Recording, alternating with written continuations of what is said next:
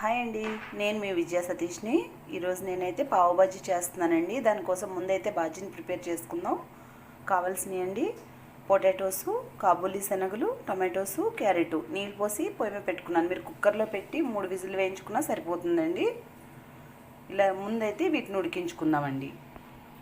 మీ దగ్గర బఠానీ ఉన్నా కూడా యూస్ చేసుకోవచ్చండి. నేను శనగలు యూస్ చేస్తున్నాను, మీరు బఠానీ యూస్ చేసుకున్నా పర్వాలేదు. కుక్ అయిపోయినాయి కదండి. ఇప్పుడైతే ఇలాంటి స్మాషర్తో మెత్తగా చేసుకోవాలండి. స్మాషర్తో స్మాష్ చేసుకుంటున్నాం కదండి. ఇలా ఒక ప్యాన్ పెట్టుకుందాం. ప్యాన్ పెట్టాను, హీట్ అవుతుందండి. బటర్ వేసుకోవాలండి దీంట్లో. ఇప్పుడు మనం ఇంట్లో చేసిన బటర్ అండి ఇది. ఆనియన్స్ని వీలైనంత సన్నగా చాప్ చేసుకోవాలండి. ఆనియన్స్ బాగా ఫ్రై అవనివ్వాలండి, రెడ్ కలర్ వచ్చే వరకు. ఫ్రై అయిపోయినాయి కదండి. ఇప్పుడు మనం ఇలా మెత్తగా చేసి పెట్టుకున్నాం కదా, కొంచెం పలుచగానే ఉండాలండి. దీన్ని ఆ గ్రేవీలో వేసేసుకుందాం. ఇలా ఉండాలండి కన్సిస్టెన్సీ అయితే. ఇప్పుడు బాగా కుక్ అవనివ్వాలండి. ఈ స్మాషర్తోనే మెతుక్కోవాలండి మళ్ళీ మనం దీంట్లో వేసిన తర్వాత కూడా. పసుపు, ఉప్పు, కారం మీ టేస్ట్కి తగ్గట్టండి. బాగా కలుపుకోవాలండి.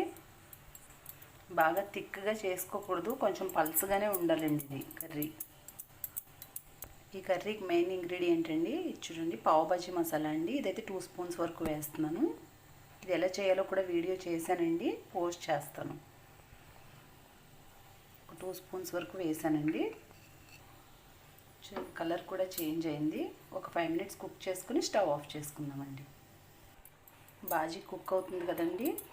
ఈ లోపైతే మనం పావు రెడీ చేసుకుందాం. మీకు చెప్పడం మర్చిపోయాను, దీంట్లో గరిటెతో కలపకూడదండి, ఇలా స్మాషర్ తోటే కలుపుకుంటూ ఉండాలి. అలా అయితేనే కర్రీకి టేస్ట్ వస్తుందండి బాజీకి. ఈలోపు ప్యాన్ పెట్టుకున్నాం కదండి, హీట్ అవుతుంది. బాజీని అయితే ఇలా కట్ చేసుకోవాలో చూపిస్తాను. ఇవైతే నేను తెచ్చానండి బయట. ఇలా ఉంటాయి కదా ఈ బ్రెడ్స్, వీటిని మధ్యలో కట్ చేసుకోవాలండి. ఇలా అయితే చేసుకోవాలి. ఇలా చేసుకుని పెట్టుకోవాలండి, మధ్యలో కట్ చేసుకుని. ఇప్పుడు ప్యాన్ హీట్ అయింది కదండి. బటర్ అండి మొత్తం అప్లై చేసుకోవాలి. కర్రీ రెడీ అయ్యే ముందు ఇలా 1 స్పూన్ బటర్ వేసుకోవాలండి. దీంట్లో లాస్ట్లో వేసానండి, ఇంకా దించేస్తాను అనగా. చూడండి, ఇది కూడా కరుగుతుంది కదా బటర్ అయితే. ఇప్పుడు మనం ఇలా కట్ చేసుకున్నాం కదండి, కట్ చేసుకున్న వాటిని ఇలా ఫ్రై చేసుకోవాలండి ముందైతే.